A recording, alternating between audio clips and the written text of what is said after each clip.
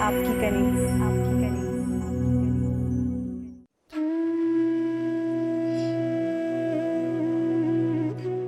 पुत्र, अब तुझे अपना ध्यान खुद ही करना पड़ेगा।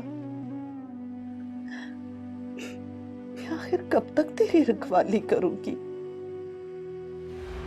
1-2 दिन में यहाँ रहूंगी, आखिर तो मुझे अपने घर जाना ही पड़ेगा ना। पर पुत्र, मुझे तेरी बड़ी फिक्र लगी रहेगी।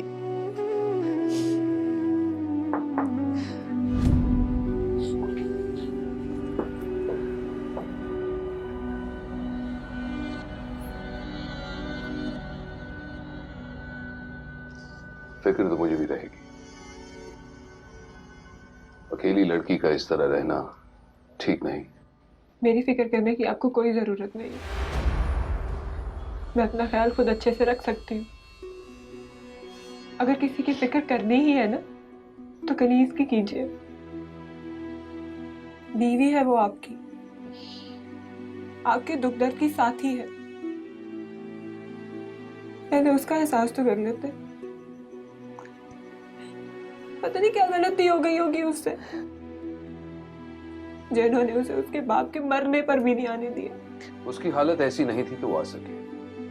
क्या हुआ मेरी बहन को? वो अस्पताल में है। अस्पताल में? खैर तो है? क्या हुआ उसे? वो बहुत बीमार थी, पर अब बेहतर है। इसलिए मैं चाहता हूं कि तुम मेरे साथ चलो। अपनी बहन से मिल भी लोगी और अपने पापा की वफात की खबर मुनासिब तरीके से दे पाओगी।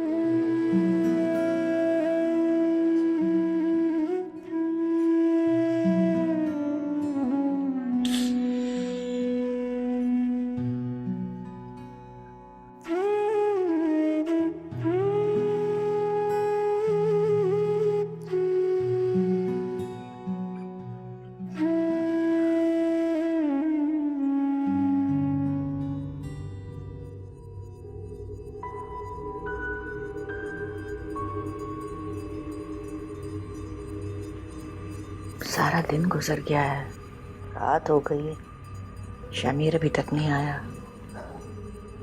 अच्छा ही है ना जो अभी तक नहीं आए, वरना आके वो कितने सवाल पूछेंगे।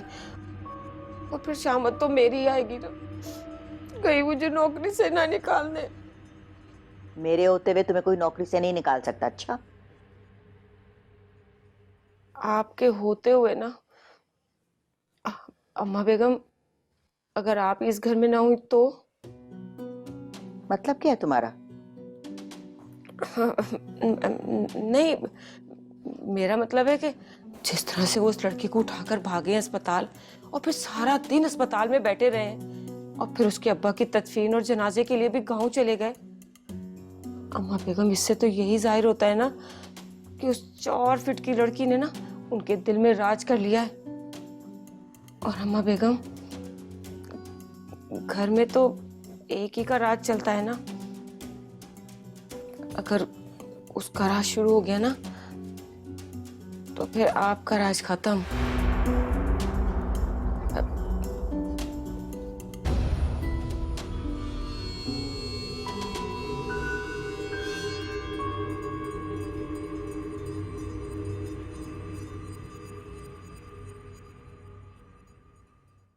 ये तो बहुत बुरा हुआ बनिया। अब क्या होगा भैया? अब आप वही करेंगी जो मैं आपसे कहूंगा। क्या करना होगा मुझे? आपको डैडी को जाके सारी बात बतानी होगी। नहीं, मैं नहीं बताऊंगी। बनिया, मेरी बात सुनो। नहीं, मैं नहीं कहूंगी। बनिया,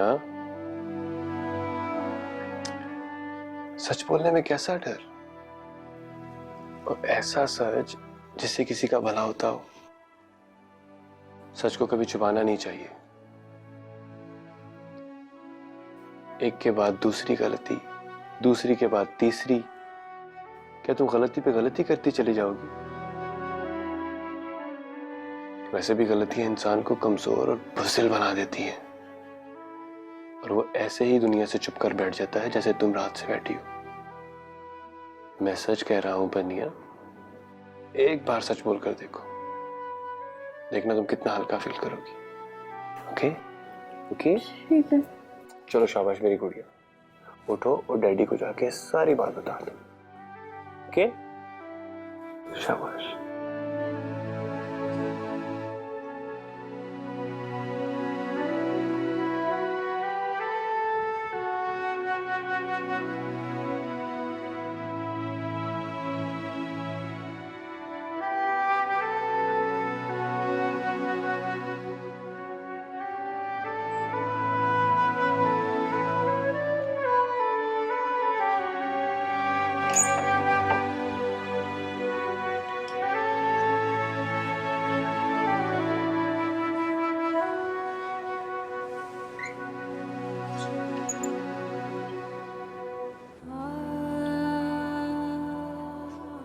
अनीस, जी तुम आ गई?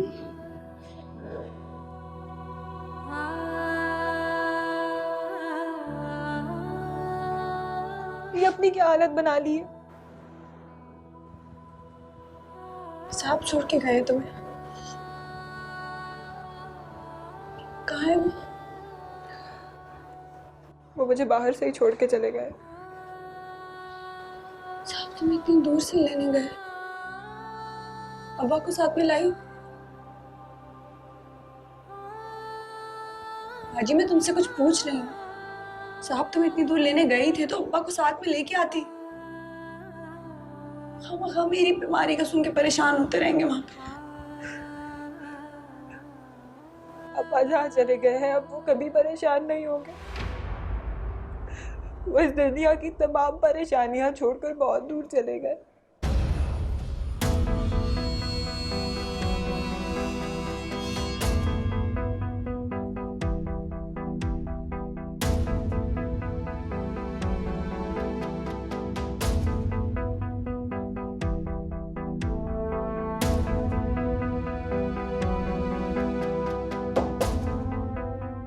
आ जाओ।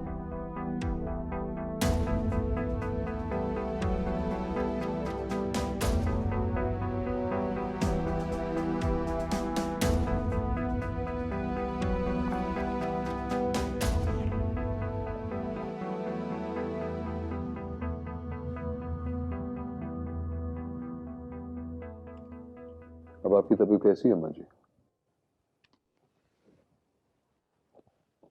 ख्याल आ गया मेरी तबीयत पूछने का। मुझे तो लगा था कि बीवी की तीमारदारी और ससुराल वालों की जिम्मेदारियां निभाने से फुर्सत ही नहीं मिलेगी।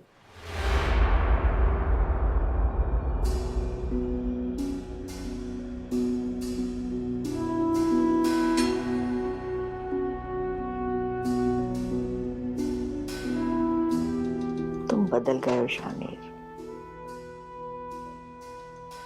कहाँ पहले तुम अपने करीबी रिश्तेदारों की खुशी या गमी में शामिल इसलिए नहीं होते थे कि तुम कहते थे कि तुम्हें ये रस्में और दुनियादारी से घबराहट होती है,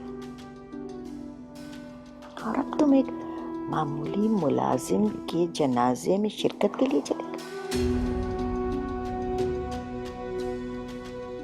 अम्मा जी आप?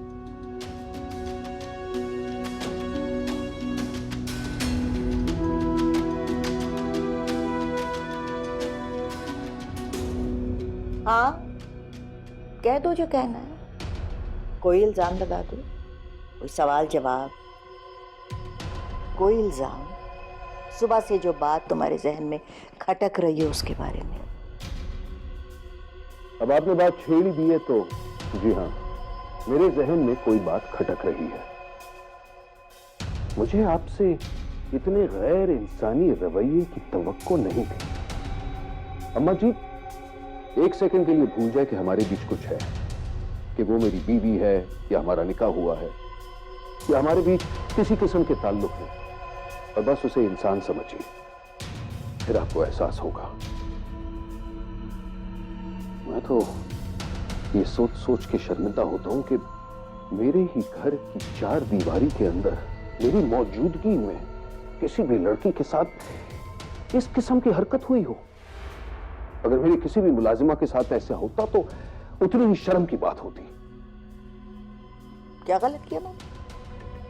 क्या मैं इस घर की बड़ी नहीं हूं? क्या तुमने इस घर को चलाने के इख्तियारात मुझे नहीं सौंपे? मैंने वही किया जो बेहतर समझा। उसने चोरी की थी, उसकी बाज पुरसी मैंने इसलिए की क्योंकि अगर मैं ना करती तो बाकी मुलाजमों को हिम्मत मिलती। देखो शामिर, बात चंद तोले सोने की नहीं है, बात मेरी बेटी की आखिरी निशानी की है।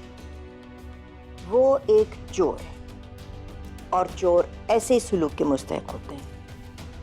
उनके साथ किसी किस्म का रहम या नरमी नहीं बरती जाती।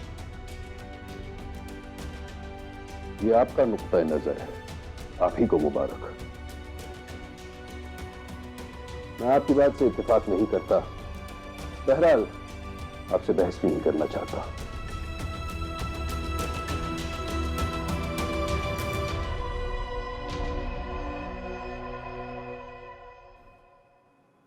मैं अम्मा जी से उस लहजे में बात नहीं करना चाहता था श्री। अगर मुझसे गुस्ताखी हुई हो तो मुझे माफ कर दो।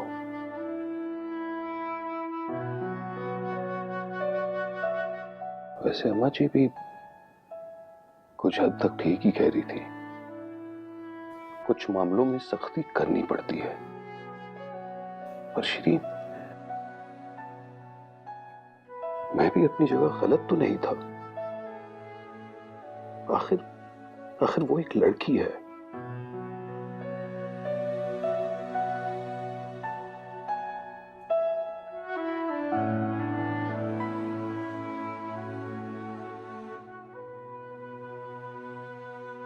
श्री, मैंने इंसानियत के सारे सबक तुमसे सीखे और उसी इंसानियत के नाते मैं अम्मा जी के पास गया था। इसीलिए नहीं कि वो समझे मैं एक शोहर हूं जो उसकी हिमायत करने आया हूं।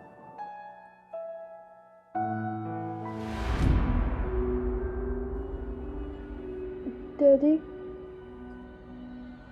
क्या बात है बेटी, अभी तक सोई क्यों नहीं? वो मैं आपका कब से वेट कर रही थी। मुझे आपसे कुछ जरूरी बात करनी थी। अच्छा आओ।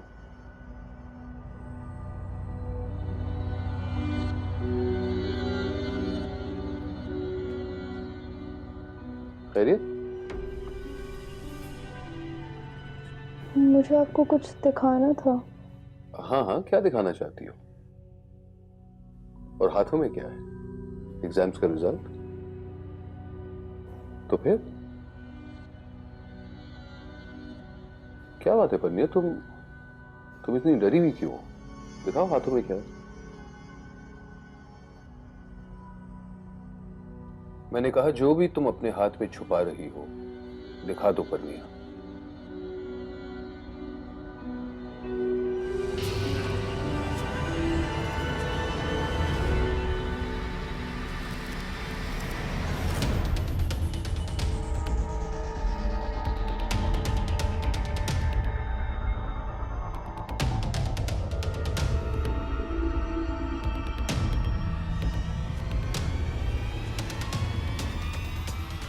ये मेरे पास था।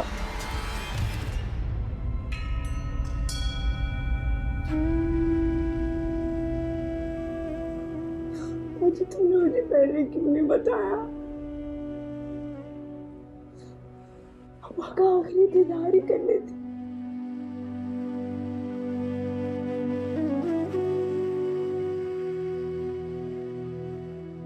अब्बा इस दुनिया से चले गए और मुझे किसी ने बताया। तुम्हारी तबीयत ठीक नहीं थी, साहब ने मना किया था तो कुछ सोचकर मना किया होगा ना। अब्बा को मेरा कितना इंतजार होगा। आखिरी सांस तक भी मेरी रात करोगे। सोच रहे होंगे कि कितनी बुरी लड़की है। इतनी तकलीफें उठाई उन्होंने और मैं उनके पास तक नहीं जा सकी। कैसी बातें कर रही हो तुम? अब्बा तुमसे नाराज नहीं हो सकते। तुम हमेशा से उनकी लाडली बेटी रही हो।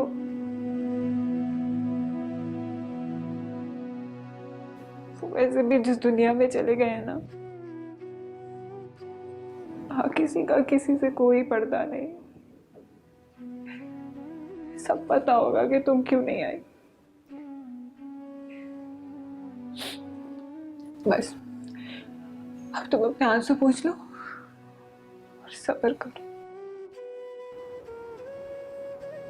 कैसे सब्र कर लूं माँ जी?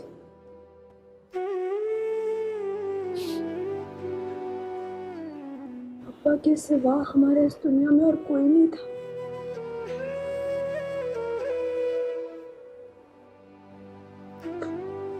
हम लोग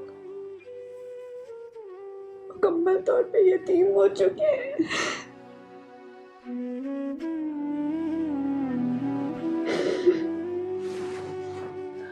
कन्हैया, तुम्हारी तबीयत ठीक नहीं है।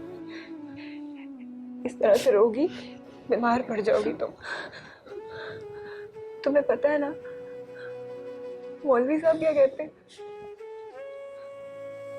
ऐसे रोने से मरने वाले की रूह को बहुत तकलीफ होती है। अब्बा को दुगनी तकलीफ दोगी क्या? अपने आंसुओं की भी और बीमार पड़कर मत रो।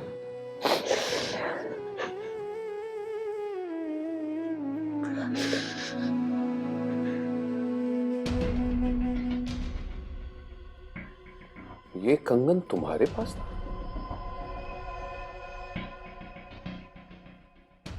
कन्या, मैंने तुमसे कुछ पूछा है, जवाब दो। ये कंगन तुम्हारे पास था?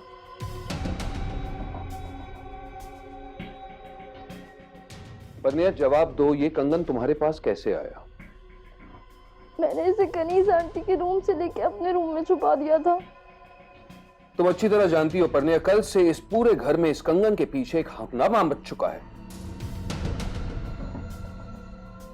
तुमने इसे अपने कमरे में छुपा लिया था, पर क्यों? एक बार उन्होंने मामा के कपड़े पहन लिए थे तो आप उनसे बहुत नाराज हुए थे। फिर जब उन्होंने मामा की ज्वेलरी यूज की थी तो आप उससे भी ज्यादा खफा हुए थे। मुझे लगा कि अगर उनसे मामा की कोई चीज खो जाएगी तो आप नाराज होकर उन्हें इस घर से वापस भेज देंगे। तो तुमने ये कंगन इसीलिए लिया था कि उस लड़की पर चोरी का इल्जाम लगे और उसे घर से निकाला जाए?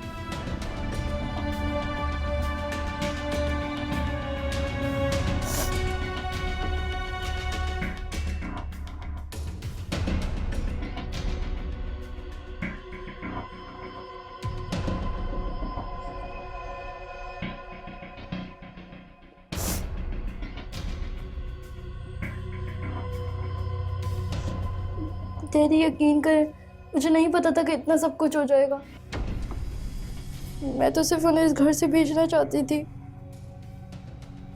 मुझे लगा कि वो मेरी स्टेप मॉम बन के मेरे साथ मिसबिहेव करेंगी। डैडी बिलीव में मुझे नहीं पता था कि नानू उनके साथ इतना सब कुछ कर देंगी। It's okay Parnia, it's okay. ये बताओ कि तुम्हारी नानू ने उसके साथ किया क्या? परनिया डरो मत, बताओ, सच सच बताओ।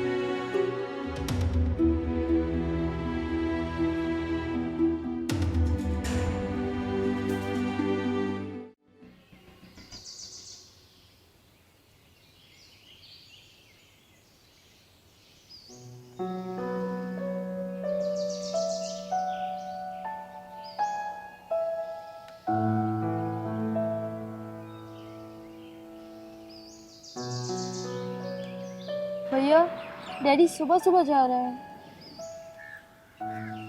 किसी से भी नहीं मिला। क्या मुझसे इतने नाराज है?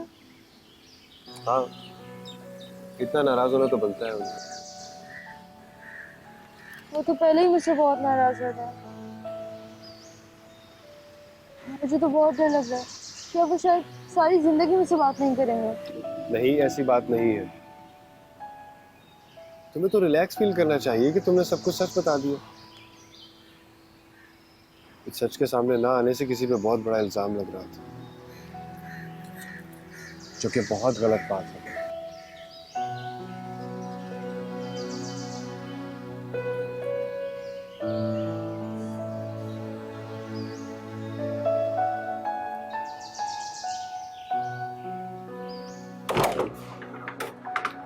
शामिर, तुम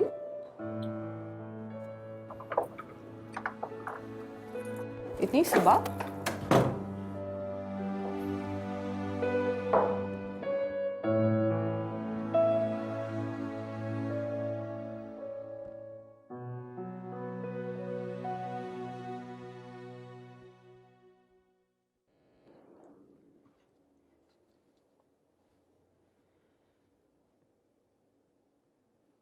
खैरियत तो है? सफीना, मेरे दिल पे एक बहुत बड़ा बोझ है। क्या हुआ है शामिर? तुम मुझे कब से जानती हो? क्या तुम्हें लगता है कि मैंने कभी किसी के साथ इंसाफ नहीं किया या किसी का हक मारा? क्या मैंने किसी के साथ ज्यादती की या किसी भी किस्म का जुल्म? शामिर, तुम्हें कोई भी इंसान अगर थोड़ा सा भी जानता है ना, तो ये बात दावे से कह सकता है कि तुम किसी पर जुल्म और ज्यादती क्या करोगे। तुम तो किसी पर जुल्म और ज्यादती होते हुए देख भी नहीं सकते।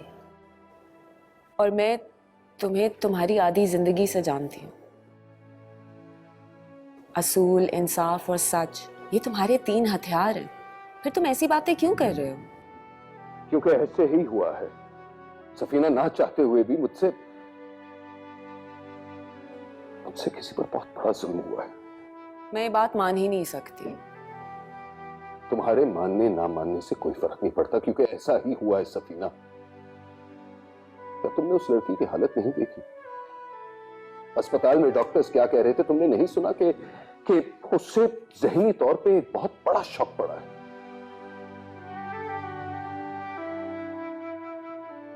मुझे तो ये सोच के ही इंतहाई शर्मिंदगी होती है कि मेरे ही घर के 4 दीवारों के अंदर एक मजनून सी लड़की के साथ ऐसी ज्यादती हुई।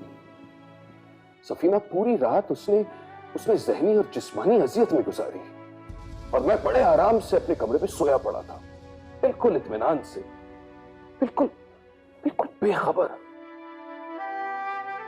मैं शामिर अफंदी 10 लोगों के सामने खुदा और रसूल को गवाह बनाकर उस लड़की को लाया था, ये कहकर कि आज से वो मेरी जिम्मेदारी है, मेरी।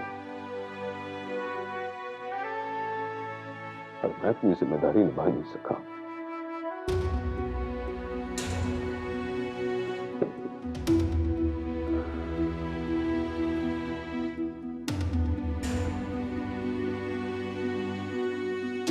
शायद वो लड़की मुझे माफ कर दे,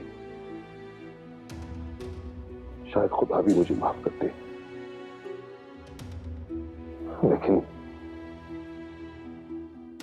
इस कोताही पे मैं अपने आप को कभी नहीं माफ करूंगा। कोताहियों का अजाला किया जाता है शामिर, खुद को कोसा नहीं जाता।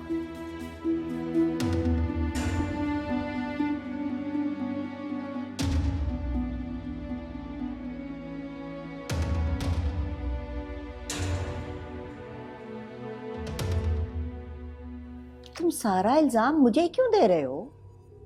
गलतफहमी किसे नहीं होती, मुझे भी हो गई। तुम तो ऐसी बातें कर रहे हो जैसे ये सब कुछ मैंने जानबूझ के किया हो या ये करने पे परनिया को उकसाया हो।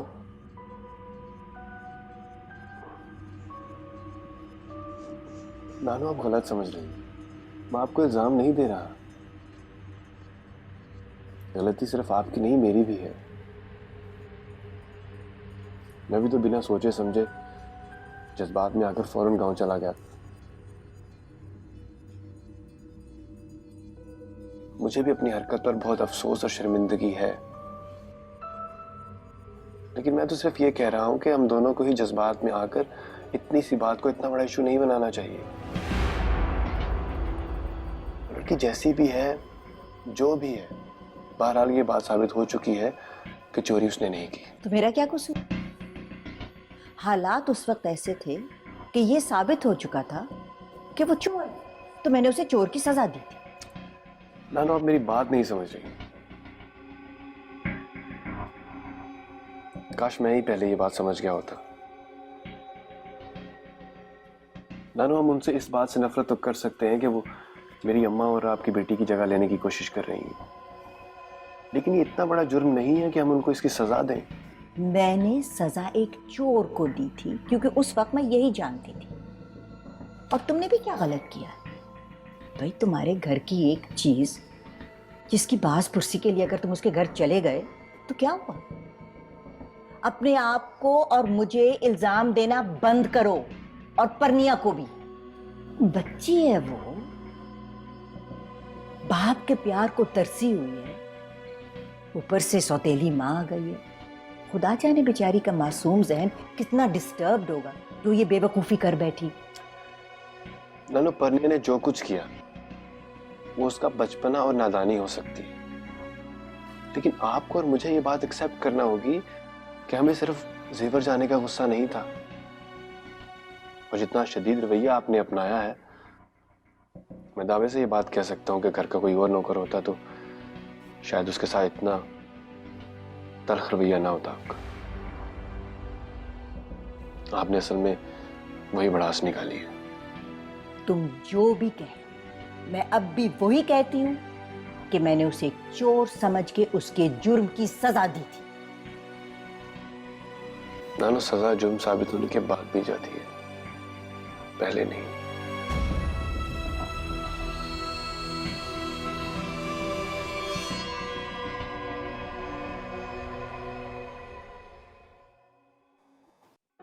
तुम्हारे वालिद साहब की गुजर जाने पर मुझे वाकई बड़ा अफसोस हुआ। इससे ज्यादा अफसोस मुझे इस बात पर हुआ कि मैं उनकी सेहत के बारे में बिल्कुल गाफिल था।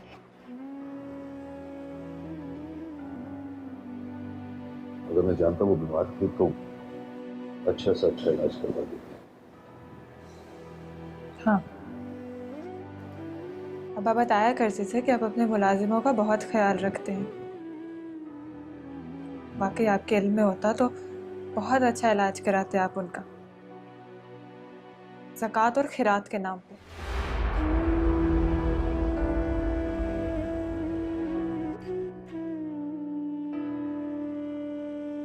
मेरी लाइल्मी की वजह से तुम्हारे साथ ऐसा हादसा हुआ। इसे हादसा नहीं, इक़दाम कत्ल कहते हैं।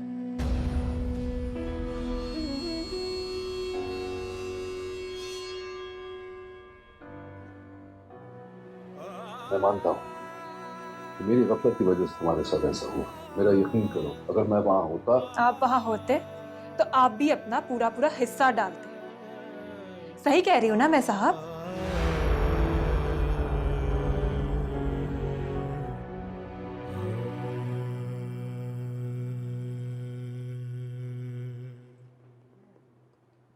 आज तुम थोड़ी देर के लिए बाहर जाओ।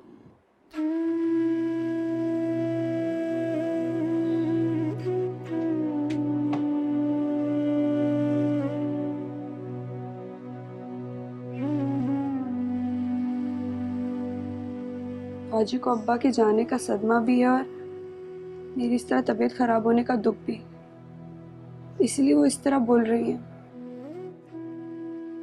आप प्लीज उनकी बातों का बुरा मत मनाइएगा। तो क्या तुम्हें अपने अब्बा के गुजर जाने पर दुख नहीं, गुस्सा नहीं? आखिर क्या साबित करना चाहती हो कि तुम्हें गुस्सा आता ही नहीं, तुम्हें दुख होता ही नहीं? ऐसी बात नहीं है, मुझे दुख अपने अंदर उतारने आते हैं। मगर तुम्हारी बहन को तो नहीं आते, बल्कि तुम तो छोटी हो, तो तुम इतनी मुख्तलिफ कैसे? तुम में इतना सब्र कहां से आया?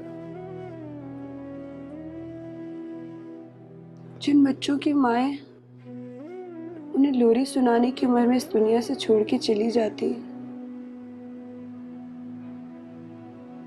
उनका सब्र पालने में ही आ जाता है। भाजी ने तो अम्मी के साथ 5 साल गुजारे, सब लाड उठवाए उनसे। मेरे तो आंसू पोंछने वाला कोई नहीं था, इसलिए बहुत छोटी सी उम्र में मैंने अपने आंसू अपने अंदर उतारना सीख लिए थे।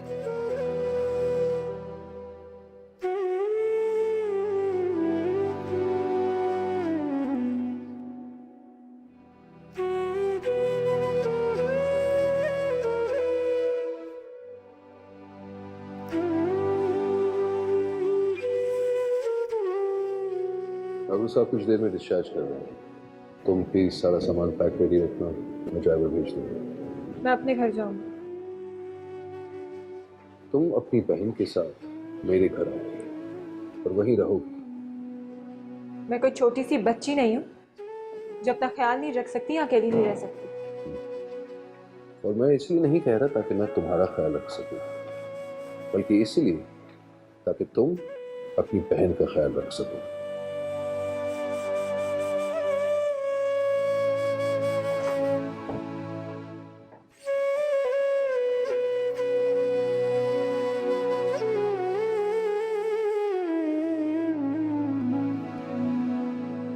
क्या अब उसकी बहन भी यहाँ आ रही है? जी अम्मा बेगम, और वो साहब जी का फोन आया था कि मैं कनिज बीबी के साथ वाला कमरा तैयार कर दूं उनकी बहन के लिए। मेरा शक बिल्कुल ठीक था। यहाँ कदम जमाने के साथ साथ ये लड़की अपने पूरे मेके को यहाँ सेट करने के चक्कर चला रही है। मैं भी इसके ख्वाब पूरे नहीं होने दूंगी। वैसे अम्मा बेगम, वो लड़की शक्ल से तो बड़ी भोली भाली लगती है, लगता ही नहीं कि वो इतनी चालें चल सकती हो या साहब जैसे सख्त आदमी को अपनी मुट्ठी में ले सकती हो।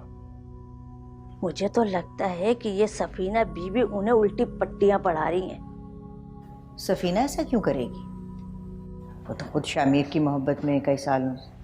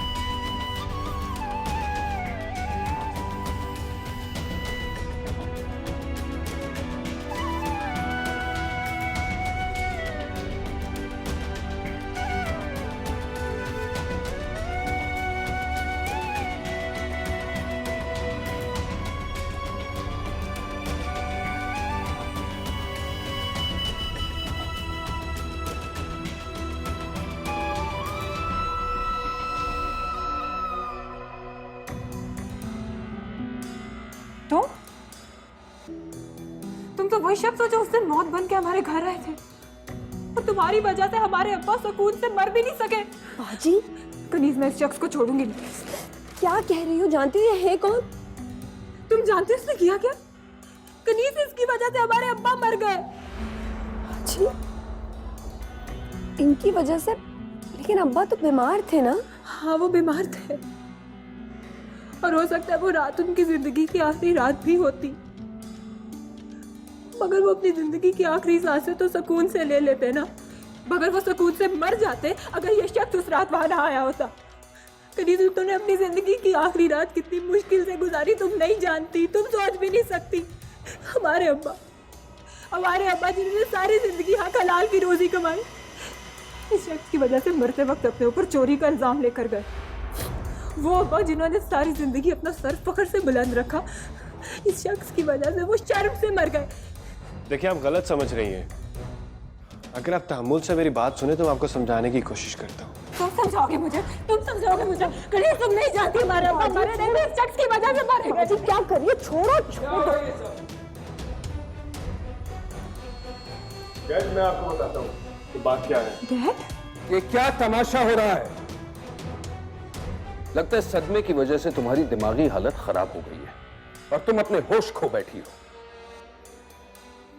मैं तुम्हें यहां इसलिए लाया ताकि तुम तुम्हारी बहन की देखभाल अच्छी तरह कर सको और ताकि तुम्हारा अकेलापन दूर हो जाए। अपनी हुदूद मत भूलो।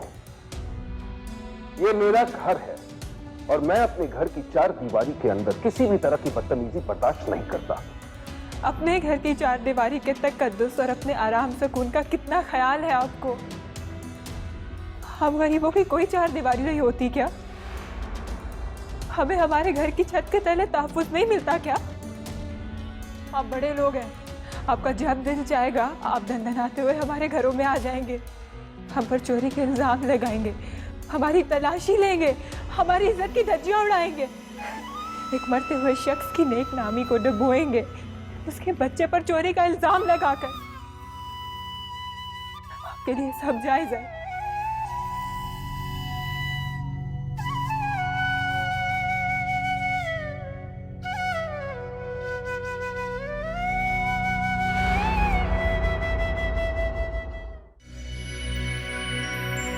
आपकी कनी